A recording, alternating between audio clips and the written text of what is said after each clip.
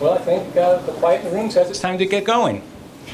It's my delight to introduce today's speaker, Lee Dugatkin, who is professor and distinguished university scholar in the Department of Biology at the University of Louisville. Now, Lee established his reputation initially as one of the leading students of animal behavior. His early work and his work for many years focused on topics of social behavior, altruism and cooperation, and so on. He particularly came to notice with studies on tit-for-tat behavior in guppies, and also studying the extent to which female guppies copy the mate choice of others. And he had a long line of work along those lines, understanding how social behavior evolves, and developed an extremely leading reputation in the field. However, at some point, Lee started writing books, and he has written really quite an impressive list of books. It includes 2 important college-level textbooks used in many universities around the country, one on animal behavior and the other on evolution. And he's written or edited several books on cooperation and altruism, including one in the prestigious Oxford Monograph series. More recently, Lee has put on another hat, becoming a historian of science. And in that guise, he's written several books aimed more for a general audience. The first one in 2009, Mr. Jefferson and the Giant Moose.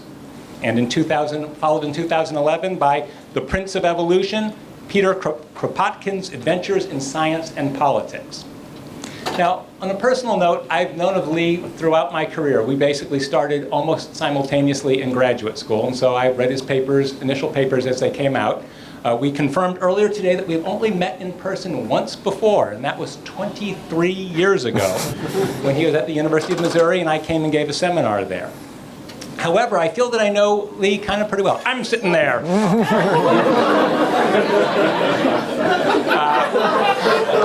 I could see it coming, sorry. Anyway. Actually, I'll go sit over there. You can sit here. All right, anyway, I feel I know Lee very well because we are Facebook friends, and I've followed Lee in many of his exploits. And I can't tell you in that line how delighted I was when he posted a month and a half ago that he's publishing a new book, which is what he's talking about today. And the reason I'm delighted is his topic is this amazing experiment ongoing in Siberia for 60-some years now, basically taming foxes and seeing what happens when you select on their behavior. And this is an experiment that I and many people were aware of because of a few papers in English that have come out over the years. And so to find out that Lee had written an entire book giving sort of the backstory of this experiment, I was just delighted to as you'll hear, the experiment is fantastic, but delighted that Lee had written such a book and to learn how this all came to be. And in fact, I'm going to give a testimonial. Here is the book.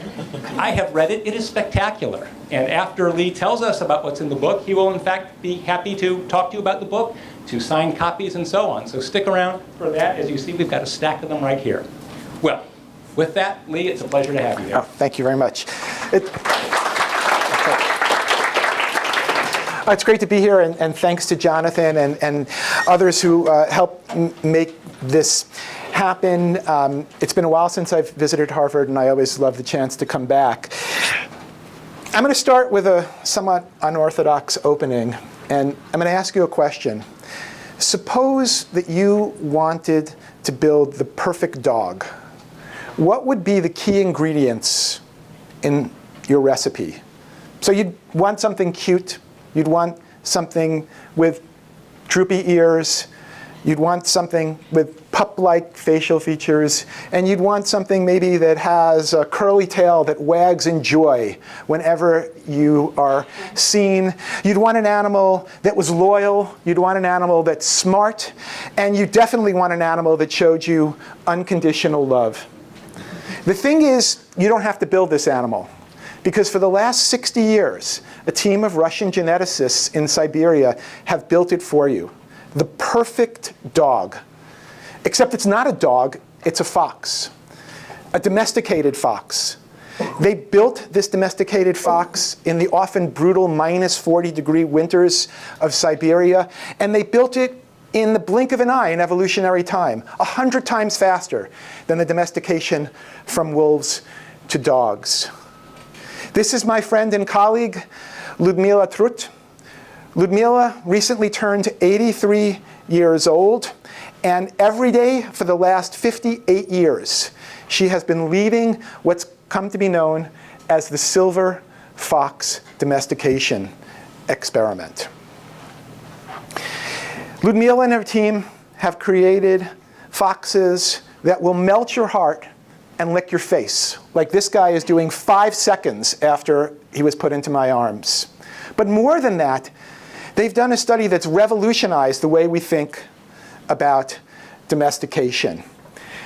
For the last 6 years, I've been lucky enough to be working with Lyudmila to write a book about this, to tell the world about what they have done, to talk about the science, but also the backstory, the politics, the intrigue, and the love stories that are associated with this almost 6-decade-long experiment. So for the next 45 minutes or so, I'm going to try and give you an overview of what's happened in this work.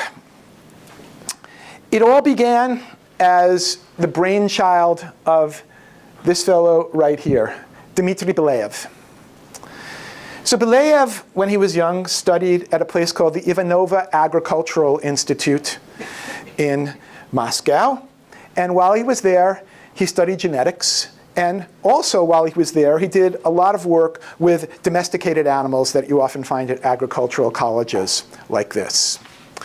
When he graduated, he very quickly went off to fight in World War II, rose up through the ranks. By the time he was finished, he was a major who had garnered lots of kudos for how brave he had been during the war. People knew a little bit about the genetics that he had done beforehand. And those two things together landed Belayev a job as one of the lead researchers at a place called the Central Research Laboratory for Fur Breeding Animals in Moscow. They work with all sorts of fur breeding animals, but the two key ones were foxes and minks, because foxes and mink furs were a critical source of much, much needed Western hard currency that was coming into the Soviet Union at a time when they were basically starving. And it was while Belayev was at the Central Research Laboratory that he came up with this audacious hypothesis for the process of domestication. And it started off with an observation. Belayev knew from his own work with many domesticated species that if you look at things like dogs and pigs and cows and horses, what you find is across many, many different domesticated species, animals share a number of similarities. So you typically see in domesticated species things like droopy ears and curly tails and pediomorphic juvenilized facial features. And you often see that compared to their wild ancestors, domesticated species have an extended reproductive period. Now the thing is that we see these traits in species that have been domesticated for dramatically different reasons. Right? We domesticated horses for transportation. We domesticated dogs for protection, companionship. We domesticated pigs and cows for food. Extremely different reasons that these animals were domesticated, and yet they all seem to share that common set of traits that today we refer to as the domestication syndrome, right? The floppy ears, the curly tails, the pediomorphic facial features, the extended reproductive periods. And so Belayev wanted to know why. Why do we see that across all these species? And his insight was that regardless of what we have domesticated a species for, transportation, food, companionship, whatever it is that we domesticated them for, in all cases, we need to have animals that will interact with humans in a pro-social way. They need to be relatively calm and docile, relatively tame. Right? Because you can't have your domesticated animals trying to bite your head off. And so what Belayev hypothesized was that all the major domestication events in human history were initiated by selecting the calmest, tamest animals. And he further hypothesized that all the other traits the floppy ears and the curly tails and the domestic and the pedimorphic features, those somehow or another came along for the ride, that they were somehow genetically linked, although he had no idea exactly how. And he decided he was going to run an experiment to test this set of ideas. He would use the foxes that he had learned a great deal about at the research laboratory, and he would do it in real time. He would watch the process of domestication happen in front of his eyes. And what he would do would be very simple. He would choose the animals that were the calmest, the tamest, the most docile. And he would breed those animals generation after generation to see first if he was producing a new domesticated species, and second, whether or not all the other traits associated with domestication also emerged in the foxes that he was going to work with. Belyaev came up with this idea in the late 40s, early 1950s, but he had a problem. And the problem is that any experiment in domestication is an experiment in genetics. But at the time, genetics was essentially illegal to do in the Soviet Union. What had happened was that a charlatan, a pseudoscientist by the name of Trofim Lysenko, had raised himself up in the scientific hierarchy by arguing that Mendelian genetics was Western bourgeois science done by saboteurs, and that Lamarckian inheritance was both biologically sound and ideologically sound, lined up very nicely with Marxist ideas. Lysenko rose up so high in the hierarchy that he literally was Stalin's right-hand man when it came to much of science. At a conference here, where Lysenko was spouting these ideas, mostly based on data he had made up, Stalin yelled out, "Bravo, Comrade Lysenko." And Lysenko was personally responsible for basically destroying genetics in the Soviet Union. Before Lysenko, the Soviet Union was one of the leading places people came to do genetics, and particularly population genetics. But when Lysenko took power, the result was thousands of geneticists in the Soviet Union lost their job.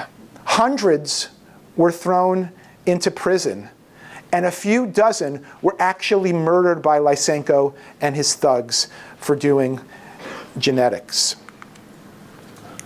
Belyaev knew personally how dangerous Lysenko was. Everybody knew at a general level what he was doing.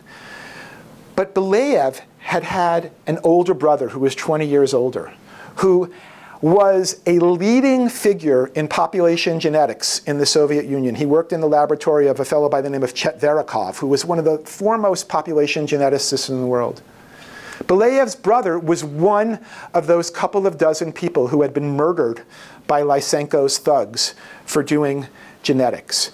But Major Belyaev, who had spent time fighting the Germans for 3 years, was not scared of Lysenko, and he decided he was going to go ahead and do this experiment anyway.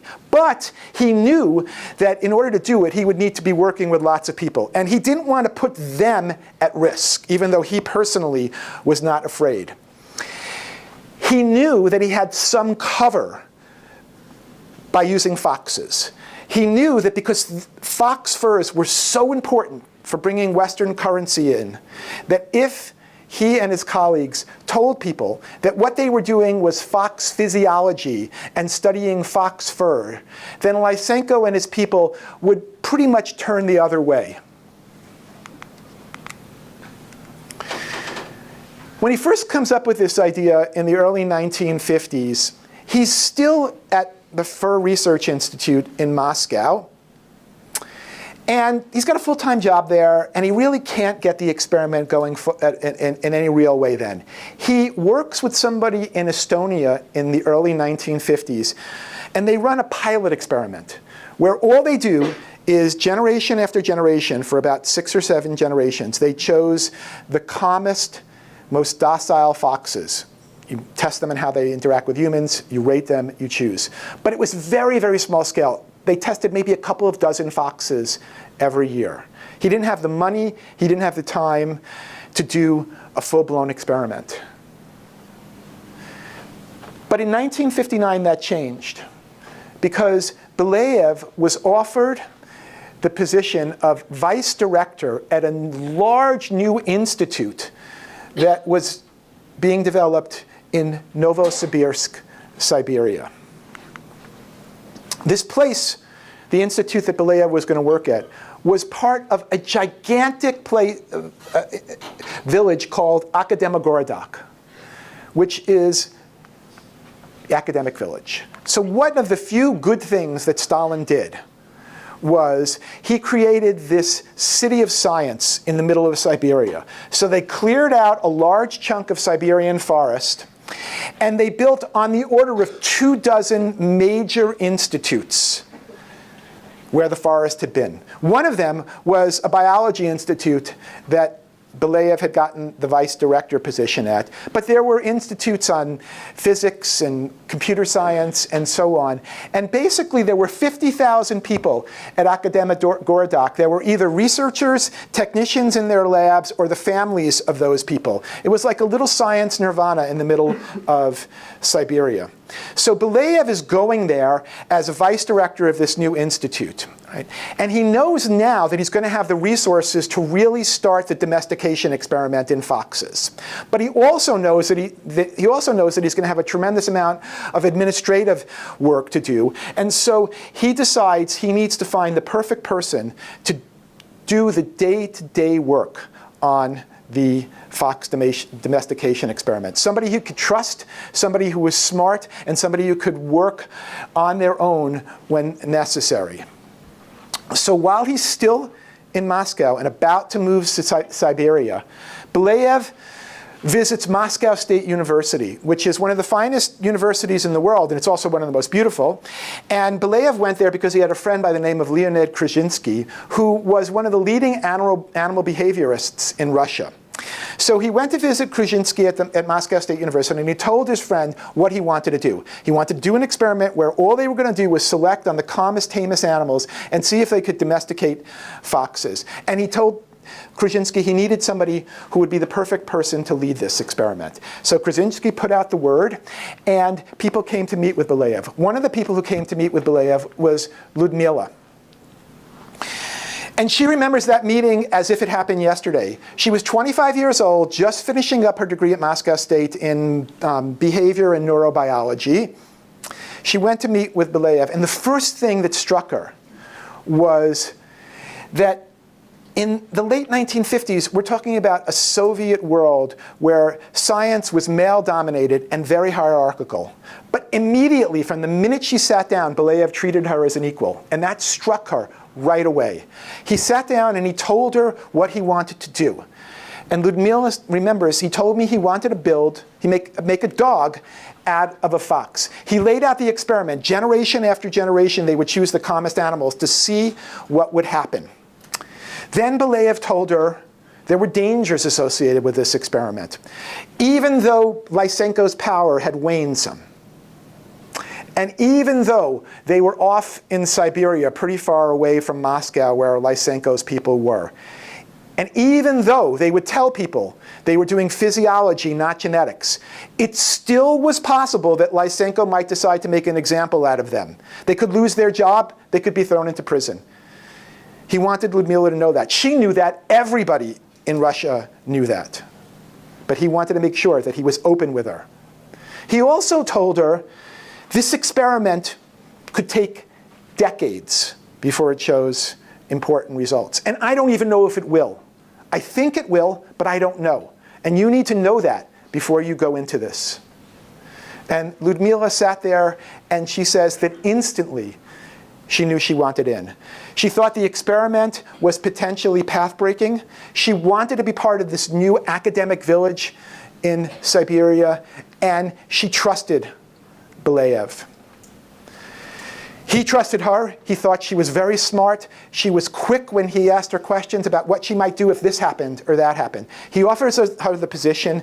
She takes it, and within a few months, she packs up, and she takes her husband and their little girl. They take the train ride across the Soviet Union, and they move to Akademigorodak in Siberia to start the experiment, 1958, 1959. Now, at that time, they were building this Akademigorodak place. They were building the institute where Belayev and Lyudmila would work. But there was no place for the foxes. No place, not an experimental farm where they could do the work. So right from day one, Lyudmila needed to start exploring and finding a place where she could do this experiment until they had a home for the foxes in Akademigorodak. And she took all of this, the science and the responsibility, incredibly seriously. From day one, she says that her motto comes from The Little Prince. You become responsible forever for what you have tamed. And Lyudmila searched and searched for the perfect place to start this experiment. And eventually, she settled on a fox farm called Lesnoy. So here's Akademigorodak, and Novosibirsk is the big city near it. And down here, about 225 miles away, is the Lesnoy Fox Farm. So this is about halfway between Novosibirsk and the border between Kazakhstan and Mongolia. It took a long time on the Soviet train system to get there, but it was the perfect place for them to do the experiment. It was a giant money-making operation producing foxes for their furs. At any given time, there could be anywhere between 5,000 and 10,000 foxes at Lesnoy. And when Lyudmila first started, right, they thought she was nuts. The people who ran the farm were interested in producing very expensive furs and nothing else. When she told them what she wanted to do, to go around and test hundreds of foxes so she could find the calmest, tamest ones for this experiment, they thought she was crazy. When she told them, however, that Belayev had sent her, and that's why she was doing it, they immediately said, okay, we don't understand why any sane person would do this, but we're going to give you some space and you can go around testing these foxes. And so she would make the trek to Lesnoy 4 times a year, sometimes for weeks, sometimes for months, to work on finding the calmest, tamest foxes. She would spend all day collecting data from 6 a.m. until dark, and then she would spend the evening analyzing the data that she had obtained. What she did was really very, very simple. She devised a system where she could score the animals on how calm, docile, tame they were with respect to their interactions with humans. So she would approach a fox in one of these cages, and she would score how the fox reacted as she approached the cage. Was it growling? Was it running away? Was it just sitting still?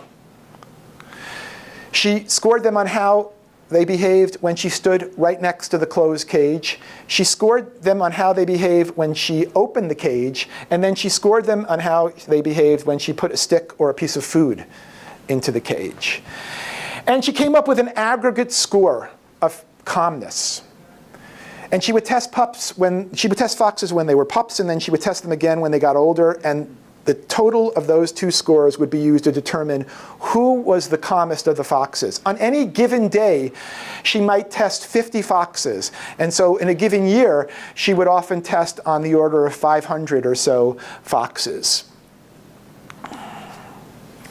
And every generation, she would choose the 10% that were the calmest, and they would parent the next generation. That was the sole criteria for who would be the parents for the next generation, their aggregate calmness score on this test. So, now, the vast majority of the foxes early on were either very, very aggressive towards Lyudmila, or they ran away and hid. The calm foxes were relatively rare. She describes most of the foxes that she interacted with at the start as fire-breathing dragons. And she really didn't know at the start whether this experiment would work. But there were little hints that it might.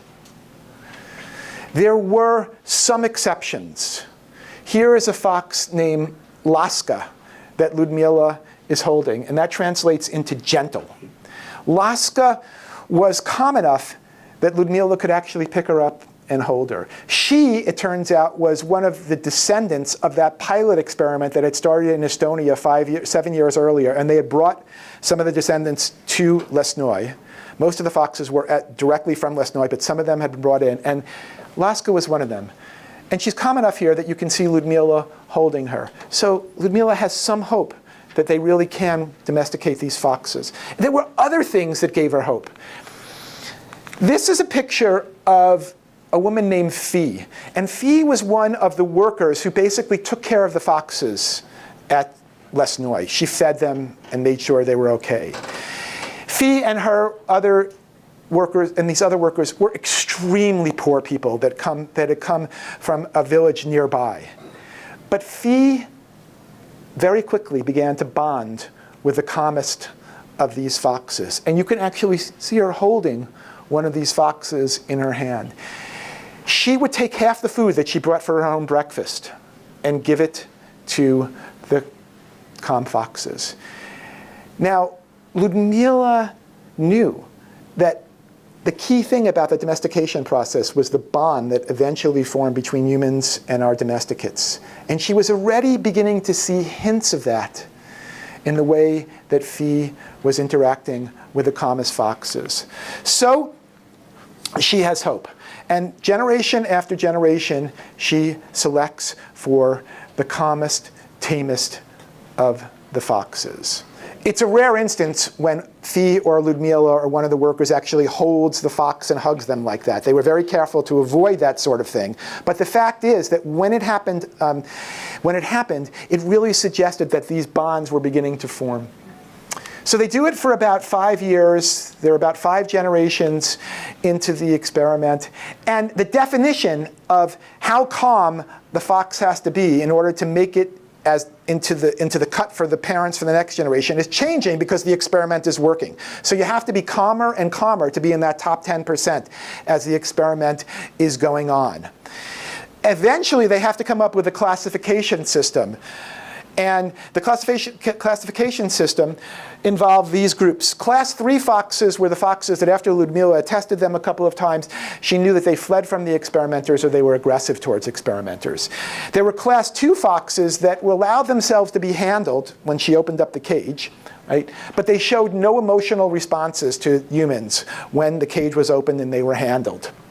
Class 1 foxes were friendly, and they were now wagging their curly tails and whining when humans came and left.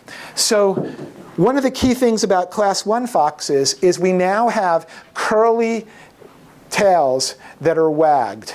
A classic example of the sort of things that you see in many domesticated species, even though they never ever select for the animals based on whether or not they wag their tails per se. They simply do it based on how they react when Lyudmila approaches, stands by the cage, opens it up, and puts the stick in. Right? Tail wagging and a curly tail in particular were not directly selected for. Eventually, the tamest of the tame foxes were so tame that they had to come up with another category called the elites, Class 1E.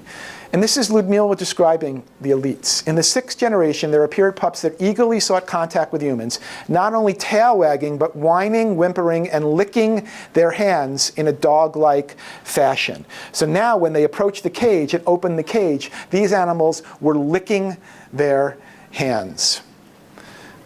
So the experiment is clearly working in the sense that they're getting more and more domesticated-like animals that are calmer around humans, and they're beginning to see other traits that are associated with domestication. The curly tail, and the curly tail that wags. Right? They're never using whether an animal has a curly tail to determine whether it makes it into a parent the next generation, but there it is. This trait is emerging in the elite. So the experiment's continuing, and in 1967, there's a breakthrough, which is that Belayev secures funds so that he can actually run the experiment right in Akademigorodak. This will allow Lyudmila to be able to work, Lyudmila and her team now, to work with the foxes on a daily basis. And what you see here are sheds, and in each one of these sheds, there are on the order of 50 or so of the foxes. So the fox farm held initially probably 300 or 400, and then eventually of 700 or 800 foxes. This would give Lyudmila the opportunity to work with them all year round, and it would also give Belayev the chance to spend more time with the foxes, because when Lyudmila was over in Lesnoy, it was difficult for him to get there. He got there maybe once a year for a day or two, but now he could go to the farm whenever he wanted to, and he could also have Lyudmila around all year, so they could go back and forth with new ideas and modifications, which they did, on a daily or maybe sometimes a weekly basis. But now, in addition to that, Belayev could go to the farm and interact with the foxes himself. And Lyudmila loved this because occasionally something new and dramatic happened, and she really savored the fact that she could now call Belayev and tell him, come over to the farm, I have something special that I want to show you. And she remembers that in 1967, that event, one of those special events happened, and it dealt with a little fox by the name of Mechta, or Dream. So in a wild fox population, the pups have droopy ears till they're around 6 weeks to 2 months old. And then the ears become what you typically associate with a wild fox, these ramrod stiff ears. Mechta was 4 months old, 5 months old maybe, at this time. Right? And Lyudmila immediately recognized that she was now beginning to see yet another one of these traits that we associate with domesticated animals: droopy, floppy ears. She calls Belayev over. He doesn't know why he's coming to the farm, and he sees Mechta, and his response is, what kind of wonder is this? He is now understanding how quickly this domestication result is beginning to the experiment is beginning to show results. And in fact, Lyudmila will tell you that when she and Belayev used to go around to conferences to show people Mechta as an example of what's going on, they basically accused them of lying. They basically said, you're just taking a dog puppy and trying to convince us that this is a fox and that this is what you're finding. This is how much Mechta look like a dog. So the experiment goes on, again, generation after generation, and all they do every time is select the calmest, most docile animals with respect to the interaction with humans. Now, all along the way, Lyudmila has been measuring hormone levels, all sorts of hormone levels. Takes blood samples, various other things, and is building hormone profiles for these animals. By the time the experiment is in the mid-1970s, she has found that compared to a control line, which they had, where the animals were not selected based on how calm they were just randomly selected to the top 10%. But compared to that control line, these domesticated foxes had baseline cortisol levels that were 50% lower. Dramatic decrease in stress hormone levels in the domesticated foxes. By the mid-1970s, other traits had popped up in the domesticated foxes. For one, they were showing a lengthened reproductive period. Females were going into estrus a few days earlier than typical. So usually in the wild, foxes in late January, early February will go into estrus for on the order of a week or so. These foxes were adding to the start and the end. They were beginning to be, they were in estrus a few days earlier than a typical fox, and they stayed there for a few days later. Again, another classic example of one of those domestication syndrome traits, things that we tend to see in many, many domesticated species. Now they were seeing it in their foxes. The domesticated foxes were also producing slightly higher number of pups per litter. They were showing all sorts of new, strange coloration patterns. Lyudmila's favorite is this strange star that appeared on the foreheads of many of the elite females. And there were others. So they're getting tamer and tamer and tamer, and they're also beginning to show all of these other domesticated syndrome traits. So right around this time, Lyudmila and Belyaev decide that they're going to expand the experiment in an important way. Now they're going to have another line of foxes. They're going to keep doing the domestication line, but they're going to have another line of foxes, and now they're going to select for foxes that are the most aggressive towards humans, so on the other side of the spectrum. And let me tell you something. When you get near these guys, you know they want to rip your head off. And so that's today. But the experiments, the line started in the early 1970s. So they choose the most aggressive individuals. And they were doing this for all sorts of reasons, for all sorts of comparisons to the Tame line, and also for all kinds of genetic work that they anticipated doing. Right? But one of the really amazing things they did early on was with the aggressive line was to do an experiment that they knew they absolutely had to do. So they were fanatics about their breeding protocol. You know, they would do this standardized test. They would choose the top 10%. And so, right, all of the changes that they had seen, the behavioral changes and those morphological changes, they assumed they were due to underlying changes at the genetic level, because that's what the selection experiment was about.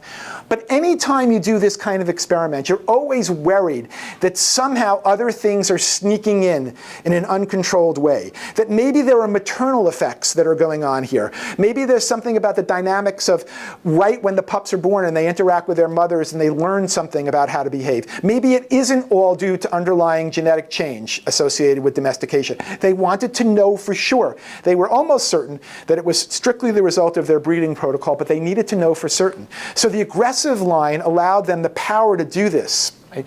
What they did was a transplant experiment, a cross-fostering experiment. So they would take pairs of foxes, and in each pair there would be a tame fox and an aggressive fox. And they did this for a number of different pairs. Right? And these were aggressive females and tame females who were pregnant. Okay?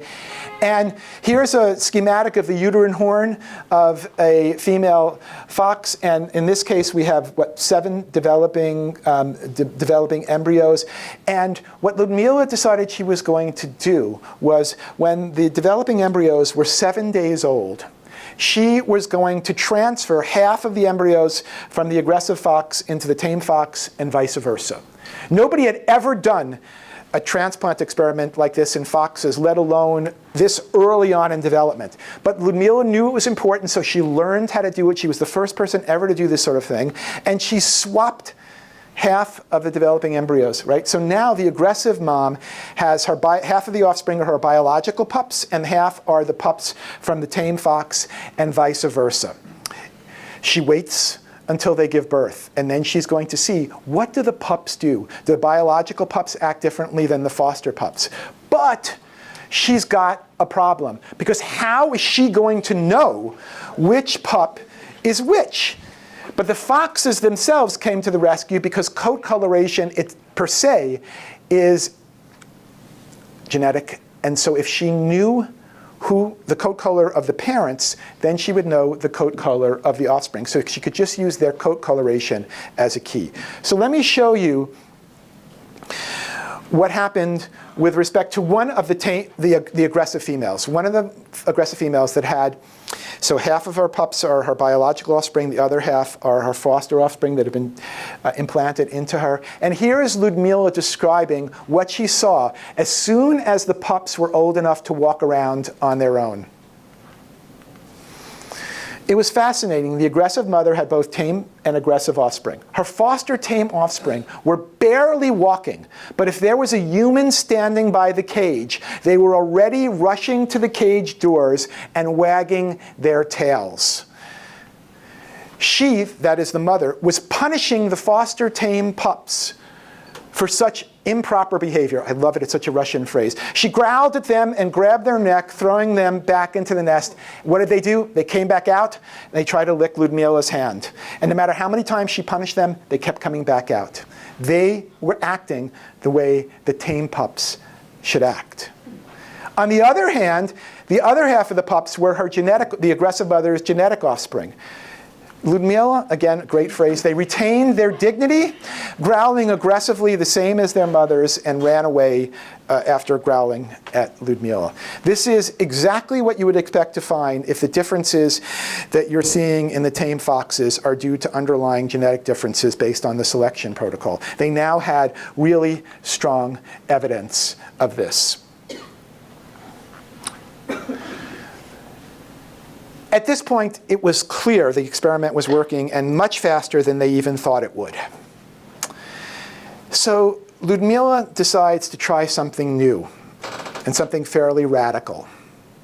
She wants to know if these foxes are far enough along the domestication route that they can actually live with humans on a day-to-day basis.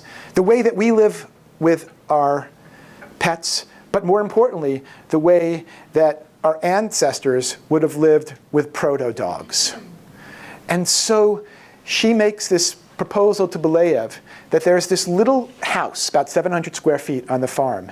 And what she says is, I want to live in this house, and I want to bring in some domesticated foxes. And I want to live with them 24 hours a day, 7 days a week, for months and months. And I'm going to keep a journal, and I'm going to note everything that happens, so we can really get a sense of how far down the path of domestication these foxes are. Now, this is a one-time thing, right? It's not something they're going to repeat over and over again, but it potentially could lead to all sorts of interesting results. So Lyudmila searches, and she finds the perfect elite tame fox to start this experiment. And she finds that fox when they're a pup.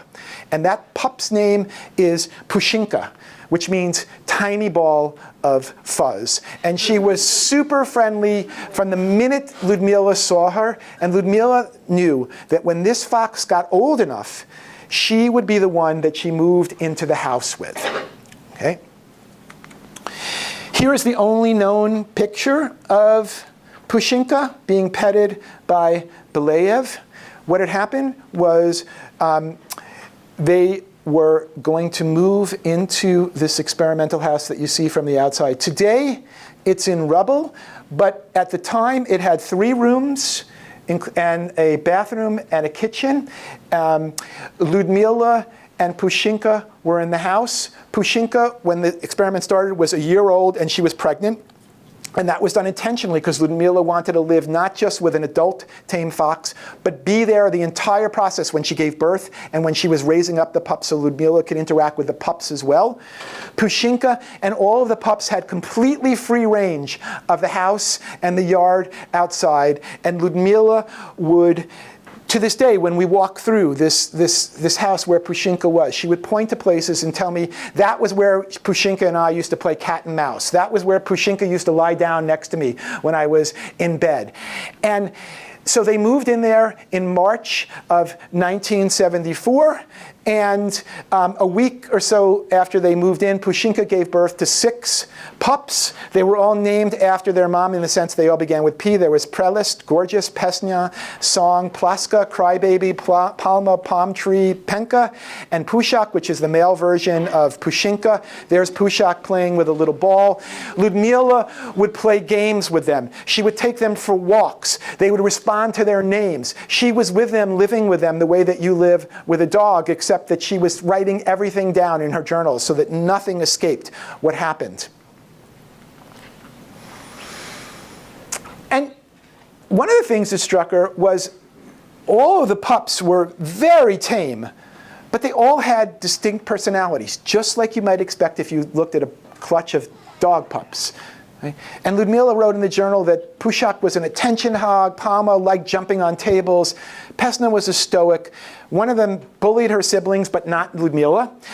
One of them liked making these mumbling sounds as they walked around, and another one was just a sleepyhead who just liked to hang out and fall asleep on Lyudmila's lap. They were living together for 3 months by July. And in those 3 months, Lyudmila was the person who was in the house virtually all the time. But people would come visit, and occasionally she'd have to leave and there'd be another human there. And Belayev would bring visitors sometimes to the house and so on. So during those 3 months, there had been lots of other people who had come into the house. And Pushinka had never, ever been aggressive towards a human being in those 3 months. And then something happened on the night of July 15th that Lyudmila remembers to this day and profoundly affected her. So on July 15th, she was sitting out on a little bench outside this experimental house. And as usual, she was reading a book, and Pushinka was lying down by her side like a dog would. Now, at twilight, there was a guard that would patrol the periphery of the experimental farm to make sure everything was okay. But they had just changed the guard, so they were completely new, and nobody knew who they were. Right? When this new person approached Lyudmila, Pushinka got up, bolted towards the person, and began barking aggressively at that person. Foxes don't bark. Lyudmila had never heard this kind of aggressive bark. It was the kind of bark that you hear from guard dogs. And Lyudmila immediately realized that Pushinka was coming to her defense. And she further knew that that was likely what was happening, because as soon as Lyudmila started talking with the guard in a friendly way, Pushinka backed away and began to lie down again. Once the danger was clearly not real, Pushinka responded by lying down next to Lyudmila the way that she always did. Lyudmila had never seen anything like that in any of the foxes. It was eerily like a guard dog. By this time, in the mid-1970s, she had been doing this experiment. She had been involved with the fox work every day for 16 years. And as much as she loved the experiment, there were times when she was just exhausted and felt like she did not know how much longer she could do this. But that night convinced her that she would never stop working on the experiment. So let's fast forward a little bit into the 1980s. At this time, they began to see something rather extraordinary in the tame foxes. Earlier, I had told you that even in the 70s, they were seeing the reproductive period of the tame foxes was stretching out. Started a little earlier, ended a little bit later than normal foxes and the controls. But by the mid-1980s, that window had stretched dramatically. Much longer. They started breeding much earlier. They kept breeding much later. And then, in about 1982 or so, some of the tame females went into estrus a second time during the year. Instead of just the normal January, February when they went into estrus, they went into estrus in September. Initially, among that early bunch of foxes that went into estrus a second time, the females had no males that would mate with them. No males were willing to mate in September. A couple of years later, there were tame females who went into estrus a second time in September, and there were a few tame males who were willing to mate with them. Lyudmila bred them, and they produced clutches of pups. Another classic thing that you see in domesticated species compared to their ancestors. Often you see domesticated species reproducing a number of times and their ancestor just breeding once. This is now happening in the domesticated foxes. It only happened those few times, never again since that point. And what's more, there was an interesting twist to this. So at one level, you could make the argument that this is perhaps the most astonishing of the new traits that ever emerged in the tame foxes. Think about how much you have to change your reproductive physiology to give birth a second time during the year. Right? So that was clearly a remarkable event. But at the same time, what happened was the females that gave birth in September produced very little milk, and they weren't willing to let the pups nurse. And despite Lyudmila and her team trying to save them, all of the pups died. The way Lyudmila describes this, I think, is interesting. She says that what she thinks happened here was that the foxes were moving along this path towards multiple times, reproducing multiple times during the year, right? But not all of the pieces were in place. The physiology had changed enough so that they were capable of breeding a second time of the year, but the milk production and the behavior associated with feeding with the pups was not there yet. So you see these hints that they potentially could go down the line of reproducing consistently twice a year, but not everything is in place, which just shows you how complicated it is to get that kind of dramatic change. This was the last major change that Belyaev saw. In 1985, he died of lung cancer, and after he and Lyudmila had been working together for 26 years as a team in the fullest sense of the word, discussing almost on a daily basis what to do with these foxes, what new things could they do, what did all of this really mean. From then on, Lyudmila was the leader of the experiment. She still is today. She still talks about missing Belyaev, thinking about how he might think about this finding or another, but now she's in charge. So let me just walk you really quickly through two other findings that they've made with respect to these domesticated foxes since Belyaev died. One of them deals with the morphology and anatomy of the tame foxes. The tame foxes have developed much rounder, more dog-like faces. So they tend not to have that incredibly pronounced fox-like snout that you see in the wild. They tend to be much more rounded and dog-like, a classic pediomorphic feature. Again, very much like what you see in other domesticated species. But it's not just the facial morphology that's changed. They also are chunkier than a normal fox is. You tend to think of a normal fox as having these gracile legs that allows them to run around very quickly in the wild. These foxes, the tame foxes, are lower to the ground and have chunkier bodies and chunkier legs. Okay? A massive morphological change. They look eerily like dogs these days. Lyudmila and her team are also, of course, interested in some of the underlying molecular genetics associated with the domestication of the foxes. And there again, the aggressive foxes act as a nice comparison for trying to understand what's happened with the domesticated foxes. So let me briefly give you a sense of some of the things they're doing. Basically, what they did was look for signatures of selection associated with the traits, the domestication traits that they were seeing.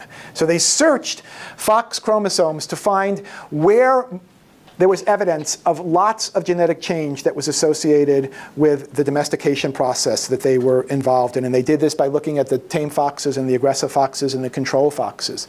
And it turned out that not all of it, but a lot of the signature of genetic change associated with domestication was associated with fox chromosome number 12. So at one level, they could sort of generally locate where a lot of the action at the genetic level was occurring. But the nice thing was that at the same time they were doing this study in foxes, people were doing equivalent studies in dogs, right? And dogs and foxes don't have the same number of chromosomes. Dogs have a lot more, right? But so the fox chromosome 12 is homologous with sections of 3 different dog chromosomes. And when the dog people searched for signatures associated with changes in domestication, as a result of domestication, what they found was that those changes were on chromosomes that were the homologue to fox chromosome 12. So it looks like along the way, what Lyudmila and her team have done is basically tap into the same genetic system and change it, at least in relatively similar ways, to what's happened during dog domestication. And this is the last trait I'm going to tell you about, okay? And I love this trait. I love it for a couple of reasons. First of all, it only appeared about 10 to 15 years ago, which in and of itself is really important because it means that we never know when new traits are going to pop up in these domesticated foxes. The experiment was going on for 40 years before this new trait that's unique to the domesticated foxes appeared. Right? So this is, if nothing else, a reason to keep the experiment going because we never know when these new things are going to appear. But the other reason that it's one of my favorites is you couldn't ask for a domesticated species to do anything more beautiful than what these domesticated foxes do with this new trait. Okay? They've been studying vocalizations in the domesticated foxes and the other lines of foxes. And it turns out that there are a couple of vocalizations only emerging in the last 10 to 15 years that only the tame foxes make. Not the control foxes, not the aggressive foxes, not wild foxes. And this is what it sounds like.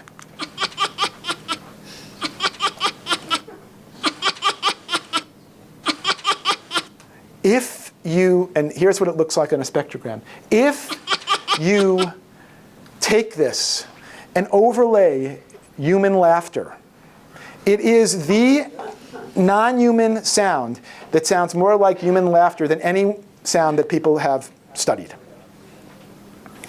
It's almost too good to be true in terms of what you'd want in a sort of domesticated pet-like creature.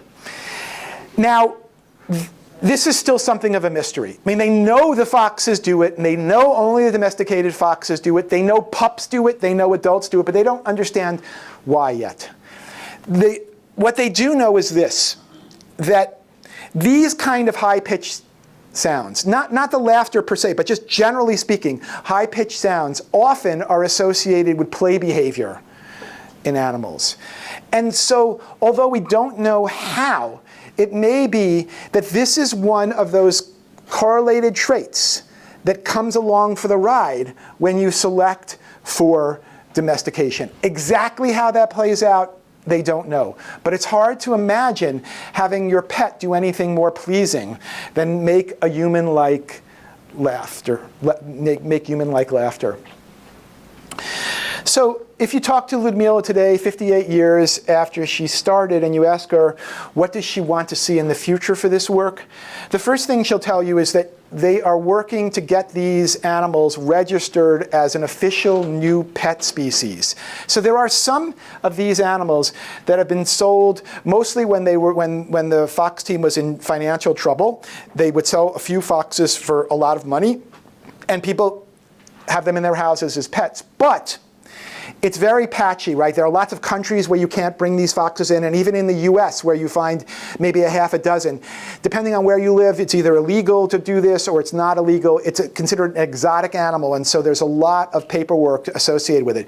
But if they could get it registered as a true domesticated pet species, they could get around that, and Lyudmila would like to see that happen. She'll also tell you that one day I'll be gone, but I want my foxes to live forever. And I think we all do. And so I'll end the talk with that, and I'm happy to take as many questions as you like. Thank you very much.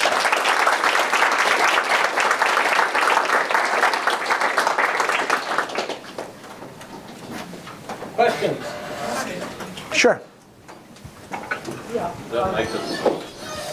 Thanks for this talk.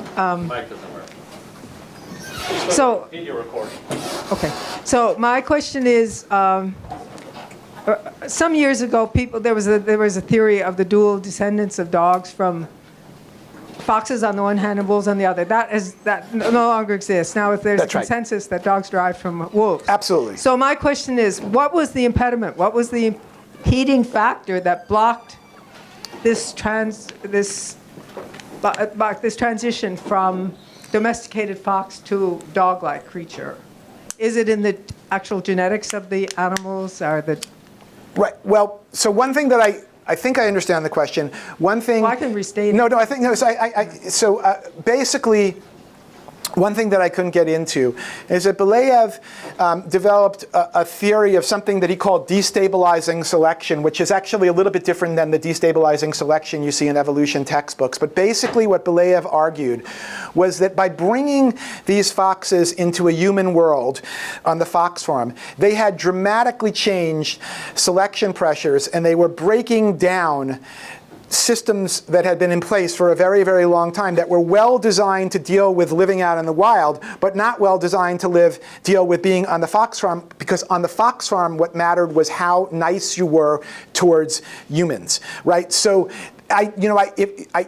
it's not as if they imagine that if we just sort of waited long enough that we'd actually get domesticated foxes out of wild populations naturally. It's specifically designed to sort of change the pressures to favor selection.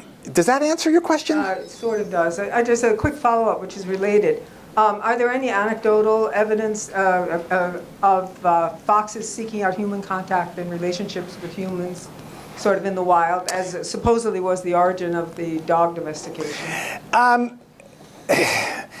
There's certainly anecdotal evidence. You can find videos of people who found, a fox pup that had been abandoned or its parents had died or something like that, and they brought them into their house and raised them up as their pet. And in that case, the animal actually is fairly calm and docile. But that's because they train them, they put them in an environment, they train them to do that, whereas here, all of the changes are due to underlying genetic changes. So, but I don't know of any, I don't know of a lot of anecdotes in nature where you see wild foxes, particularly adults, seeking out human contact. There could be some, but I just don't know them off the top of my head. Let's go over here with the mic. Any place you want. I have read that Lysenko lost his power sometime in late 1950s. That's right.